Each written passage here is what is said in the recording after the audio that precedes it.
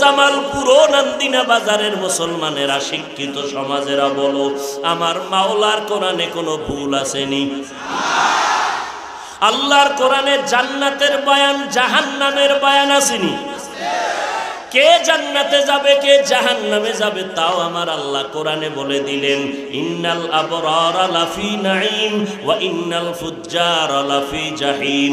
আল্লাহর নেক আমলওয়ালারা জান্নাতি, যারা গুনাহ করবে তারা জাহান্নামী। এরে আল্লাহর বান্দা, এবার জান্নাতটা কেমন আরামের ঘর আল্লাহ তাও কোরআনে বয়ান করেছেন। জাহান্নামটা কেমন ভয়ঙ্কর তাও আমার আল্লাহ কোরআনে বলেছেন। ও পর্দার আড়ালের আম্মা জান, আপনার মতো এখনো বহু নারী ঘরের মধ্যে আছে 5 বেলার নামাজি।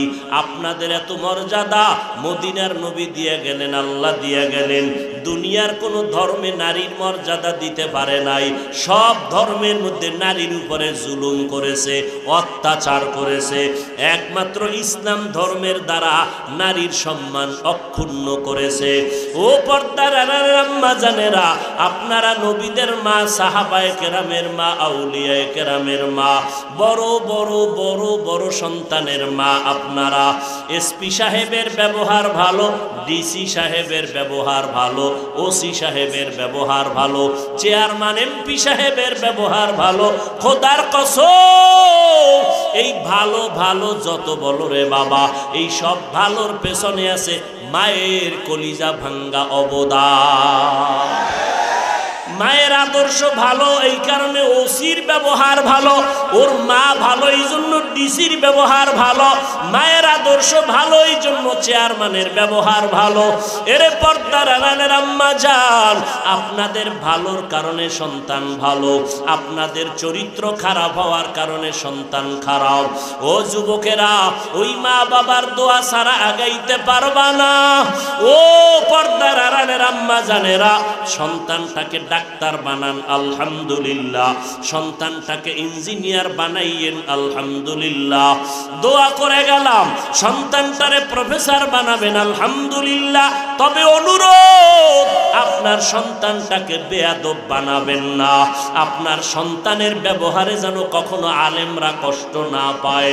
আপনার সন্তানের ব্যবহারে এলাকার মানুষ, মুরব্বীরা যেন কখনো কষ্ট না পায়। আপনার সন্তানের আচরণের কারণে ওর সমবয়সী যুবকেরা যেন দুশ্চরিত্রবান হইয়া না যায়। ও মা, আপনাকে সতর্ক হইয়া চলতে হবে এবং আল্লাহর কাছে আপনাকে দোয়া করতে হবে। ও বৃদ্ধ বাবাজিরা, সন্তান ঠিকমতো আপনার সেবা করে না, সম্মান করে না। হুজুরদের কাছে যেই পরিমাণ দোয়া চাইলেন, এর অর্ধেক যদি আমার আল্লাহর কাছে বলতেন বাবা হইয়া, মা হইয়া, আপনার সন্তান বহু আগেই আপনার গোলামি করতে বাধ্য হয়ে যাইত। আল্লাহকে বলবেন না, কারণ সন্তানের জন্য মা বাবার দোয়া করতে দেরি, কবুল হইতে দেরি না। ওরে পর্দার আড়ালের মা বোনেরা, অনুরোধ করে বলি, চরিত্র সুন্দর করো। ও যুবক, তুমি স্কুল কলেজে পড়িয়াও আল্লাহরে নিয়ে চলো, নামাজটা বাদ দিবা না, মা বাবার সাথে বেয়াদবি করবা না, ওলামায়ে কেরামের বিরোধিতা করে গুনাহগার হবা না, নবীর সুন্নাত অনুযায়ী চলবারে বাবা। তোমার মতো যুবক মনটারে বুঝাইবা, ওই দুনিয়ায় তোমার মতো যুবক যদি চাকরি করিয়া নামাজ পড়ে, তুমি কেন পারবা না? আল্লাহর কাছে তওবা করিও। কোন দিন জানি মরণ হয় জানা নাই। এমন একটা দিন নাই যে যুবকের মরণের লাশের খবর নাই। আজকে তুমি এখানে বয়ানে বসছো, আগামীকাল এই টাইমে হতে পারো তুমি কবরের যাত্রী। অতএব এখনই তৈরি হইয়া যাও। ও যুবক, আমাদের পাগল মনে করেছো? আজকে টুপিটা মাথায় দিলে মাথা গরম হয়, তোমার থেকে কম বুঝি না, এরপরও কেন টুপি ফালাই না? দাড়িটা রাখার কারণে যৌবনের ভাব চলে যায়, বুঝার পরেও কেন দাড়ি ফালাই না? লম্বা জামা গায়ে দেওয়ার কারণে শরীর গরম লাগে, তারপরও কেন ফালাই না? একমাত্র কারণ আমার মাওলার কালাম সত্য, আমার মায়ার নবীর বাণীও সত্য। কারণ আমার মায়ার নবী এমন সত্যবাদী, 63 বছর হায়াতে একটা মিথ্যা কথা নবী বলেন নাই। ওই নবীর কথা, ওই কোরআনের কথা, একটা কথাও মিথ্যা নাই রে বাবা। ওই কবরে যাওয়ার পরে যদি গুনাহ নিয়ে যায়, আমি যত বড় বক্তা হই না কেন, যদি গুনাহগার হইয়া কবরে যাই, আল্লাহর ফেরেশতারা 3টা প্রশ্নের জবাব যখন করবে, গুনাহগারের একটা জবাব দিতে পারবে না। যারা নেক আমল নিয়ে আল্লাহর মোহাব্বত নিয়ে কবরে যাবে, তারা জবাব দিবে রব্বি আল্লাহ দীনি আল ইসলাম, আমার রব আমার আল্লাহ, আমার ধর্ম আমার ইসলাম। নবীরে দেখায় বলবে চিননি। নবীর যারা সুন্নতের আমলওয়ালা আশিক, দেখা মাত্র সাথে সাথে চিনে ফেলবে। নবীজি বলেন আমার আল্লাহ সাথে সাথে আওয়াজ দিবেন, গাইবি আওয়াজ, ও ফেরেশতা আমার বান্দার জন্য কবরে বেহেশতের বিছানা দাও, জান্নাতের সাথে রাস্তা বানায় দাও।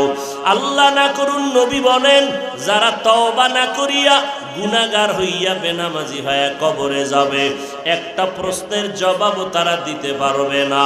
আমার আল্লাহ সাথে সাথে আওয়াজ দিবেন, ও কবরের ফেরেশতা, এই নাফরমান গুনাহগার বেনামাজির আর কোনো প্রশ্ন করিও না, কবরের ভেতরে জাহান্নামের বিছানাটা দিয়া দাও, আগুনের বিছানা দাও, জাহান্নামের সাথে রাস্তা বানায় দাও। আল্লাহ বলবেন এরে কবরের মাটি, এই নাফরমান আমার দেওয়া পানি, আমার দেওয়া সূর্যের আলো, চাঁদের আলো, বাতাস, জমিনের ফসল, গাছের ফল খাইলো, নদীর মাছ খাইলো, এত বড় নিমক হারাম, একবারও আলহামদুলিল্লাহ বলে শুকর আদায় করে নাই। ওলামায়ে কেরাম পায়ে ধরে ধরে নামাজের কথা বলতো, নামাজ পড়ে নাই। এখন আর দেরি করা যাবে না, ও কবরের মাটি জোরে জোরে এরে চাপ দাও। এত জোরে চাপ দিবে পাজরের হাড় চুরমার হয়ে যাবে। আম্মা জান আয়েশা বলতেছেন আমি একদিন দেখি মায়ার নবী আমার রুমের মধ্যে বসে বসে গুনগুন গুনগুন করে কান্না করে। আম্মা জান আয়েশা বলে নবী কেন কাঁদেন? মায়ার নবী বলেন ও আয়েশা, হাসরের ময়দানের ভয়ঙ্কর শাস্তির কথা মনে পড়ার কারণে কান্না করি। এমন ভয়ঙ্কর হবে হাসরের মাঠ। আম্মা জান আয়েশা বলেন কেমন ভয়ঙ্কর? নবী বলেন এই জমিনটাই হবে কিয়ামতের মাঠ। আল্লাহর আদালত হবে সিরিয়ার জমিনে। আল্লাহ পাক সব মানুষকে উলঙ্গ দাঁড় করাবে, নারী আর পুরুষেরা সব উলঙ্গ হাসরের ময়দানে দাঁড়াবে। আমার আল্লাহ বলবে সূর্য তুই নিচে নেমে আয়, তোর যত গরম জমিনে ছেড়ে দে। সূর্যের গরমে মাটির জমিনটা তামা হয়ে যাবে। ওদিকে জাহান্নামের আওয়াজ, জাহান্নাম চিল্লাইতে থাকবে, ও আল্লাহ বেনামাজি গুনাহগার গুলো আমার পেটে দাও, সহ্য করা যায় না। আল্লাহ বলবে জাহান্নাম একটু অপেক্ষা কর। ওদিকে আমার আল্লাহ রাগান্বিত আওয়াজ দিবেন। মায়ার নবী বলেন আয়েশা এমন কঠিন হালাত হবে যে সমস্ত হাসরবাসীরা কান্না শুরু করবে।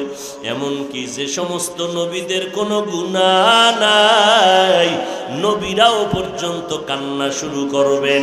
আদম নবী উম্মতের কথা ভুলিয়া বলবে আল্লাহ শুধু আমারে বাঁচাও। সূর্যের গরম সহ্য করা যায় না, তামার জমিনে গরমে দাঁড়ানো যায় না।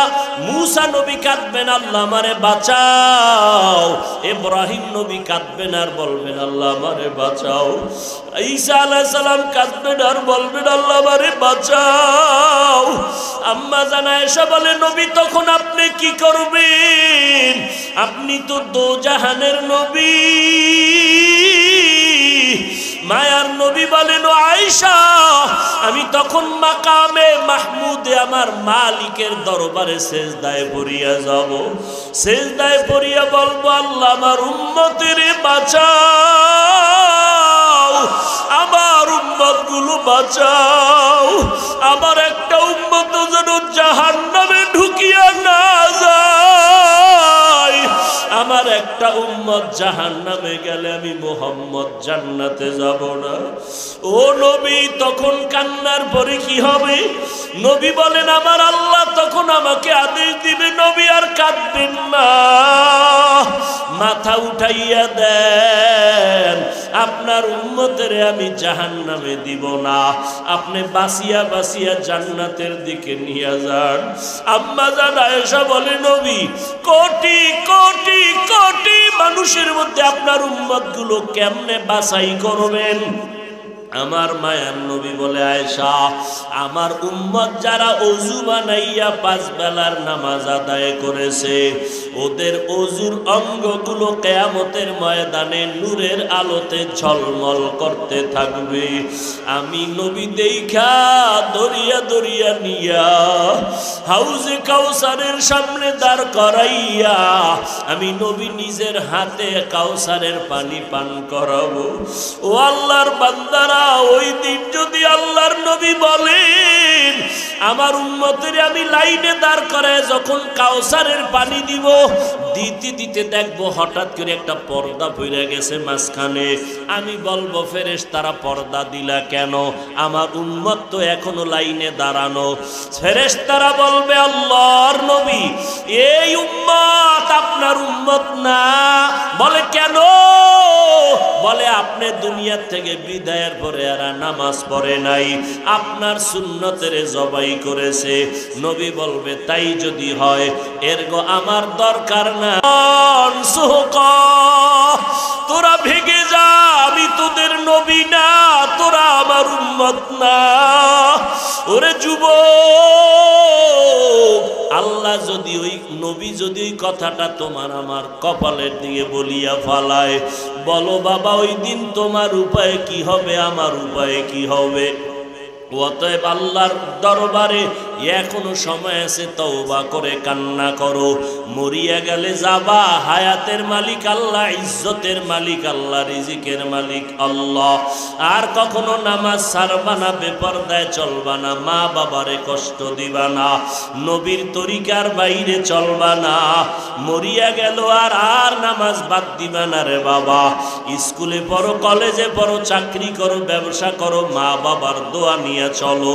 ওই মা বাবার দোয়ার কারণে আজ আমি চেয়ারে বসছি, ওই মা বাবার চোখের পানি আর দোয়ার কারণে তুমি সম্মানের চেয়ার পাইছো, ওই মা বাবার চোখের পানি আর দোয়ার কারণে পরীক্ষায় ভালো নাম্বার পেয়েছো।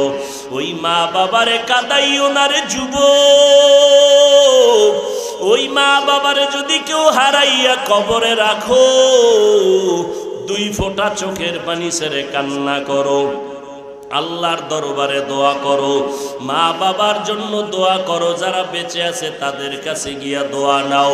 আর বলো মা তুমি আমার মাথায় হাত বুলাইয়া দাও, আমি আর অন্যায় করব না, নামাজ ছাড়ব না, বেপরদায় চলব না, মা বাবা তোমাদের কষ্ট দিব না। ওলামায়ে কেরামের পরামর্শ নিয়ে সামনে আগাবো। তওবা করার যদি নিয়ত হয়, খাঁটি তওবার নিয়তে 2 হাত আল্লাহকে দেখায় দাও। আয় আল্লাহ আমাদের হাতগুলো কবুল করে নেন, তওবা কবুল করে নেন, তওবার উপরে মজবুত হইয়া চলার মতো তৌফিক দান করেন। সবাই বলুন আল্লাহুম্মা আমিন। আল্লাহর কাছে অন্তর দিয়া দোয়া করি, আল্লাহ এ মাহফিল কবুল করেন, বলেন আমিন। আলহামদুলিল্লাহি রাব্বিল আলামিন, ওয়াসসালাতু ওয়াসসালামু